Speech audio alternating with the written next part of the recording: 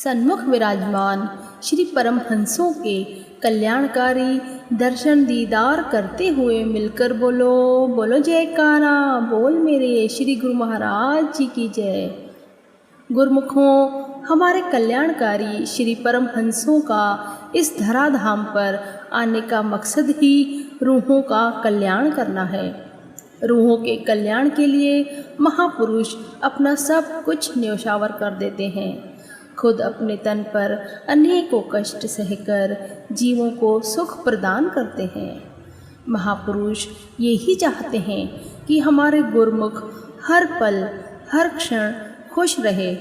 हमें खुश देखकर श्री परमहंसों के चेहरे भी खिल जाते हैं। वहीं जब भक्त उदास रहते हैं तब महापुरुष भी खुशी का अनुभव नहीं करते हैं, क्योंकि उनकी खुशी का राज तो केवल गुरुमुखों के चेहरे पर प्रसन्नता लाना है, उन्हें सुखी बनाना है। अब विचार करने वाली बात यह है कि प्रसन्नता व सुख हमें कैसे मिलेगा। तो गुरुमुखों, इसका जवाब है महापुरुषों द्वारा दिए गए भक्ति के नियम और शब्द की कमाई।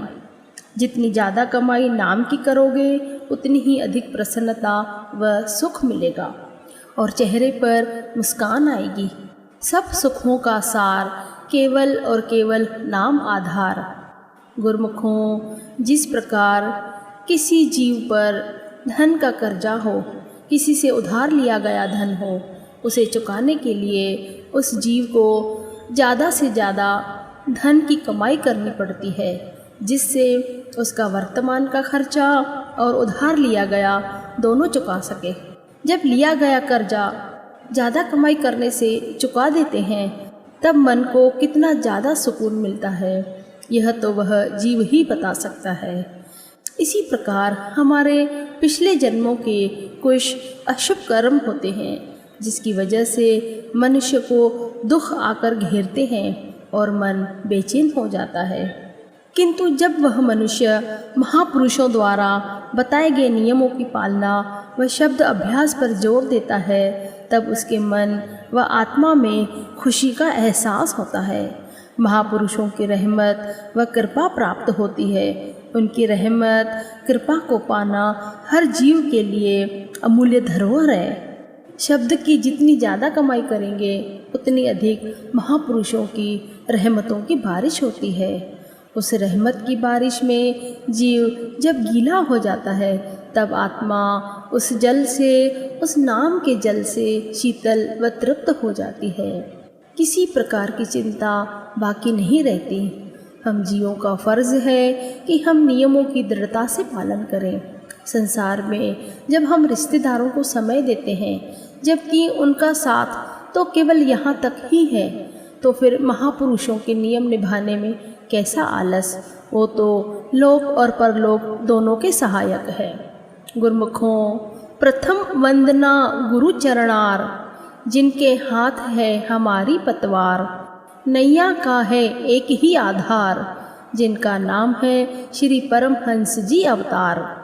गुरुमुखों, श्री गुरु महाराज जी पर अटल विश्वास और दृढ़ श्रद्धा ही हम सबको इस भव से पार लगा सकती है, क्योंकि मन में जब विचारों की उथल पुथल होगी तब नाम की कमाई में मन कैसे स्थिर होगा, चित्त कैसे लगेगा।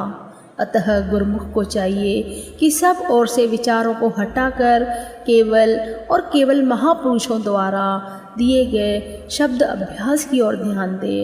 जो महापुरुषों ने नियम बताए हैं उनकी पालना करें। गुरुमुखों, हमारे श्री परमहंस महाराज जी तो वैसे भी दयालु हैं। अगर हमसे कभी कभार कोई गलती हो भी जाती है, वो तो दया के भंडारी है और अपनी रहमत में कोई कमी नहीं लाते हैं। उनके हम गुरुमुखों पर अनेकों उपकार हैं।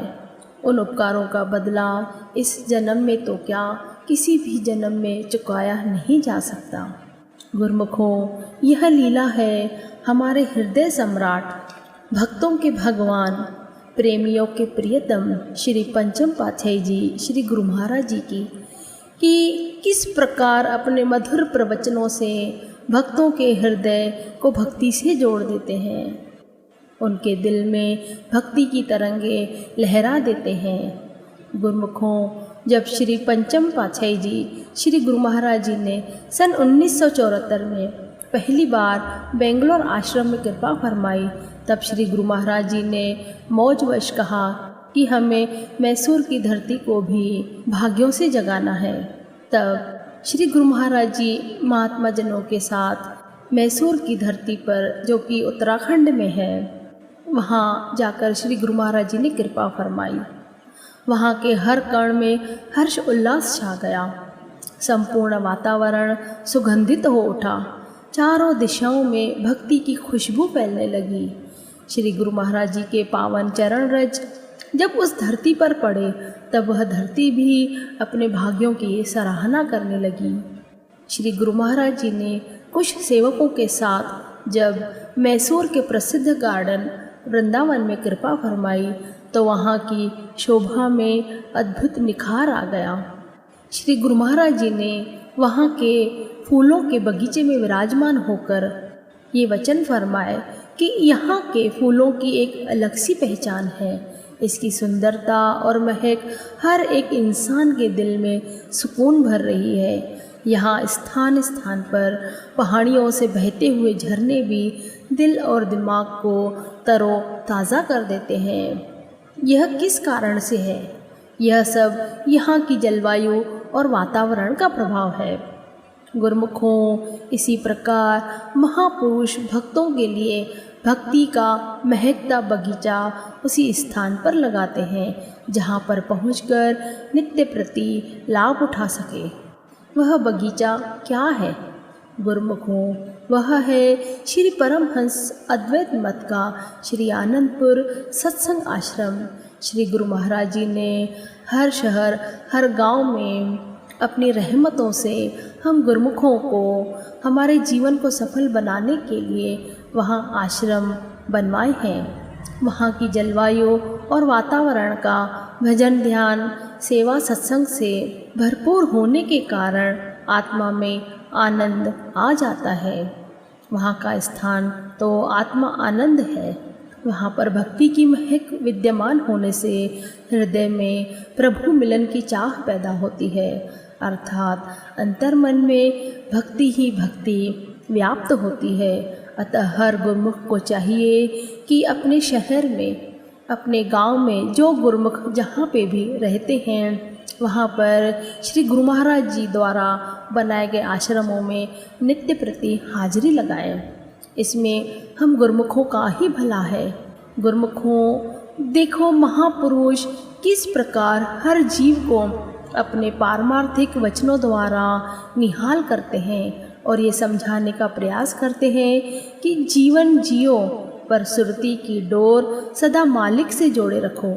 जब सुरती श्री परमहंसों से जुड़ी रहेगी, तब जीव को, गुरुमुखों को किसी भी प्रकार की चिंता और भय व्याप्त नहीं कर सकता। बोलो जयकारा, बोल मेरे श्री गुरु महाराज की जय।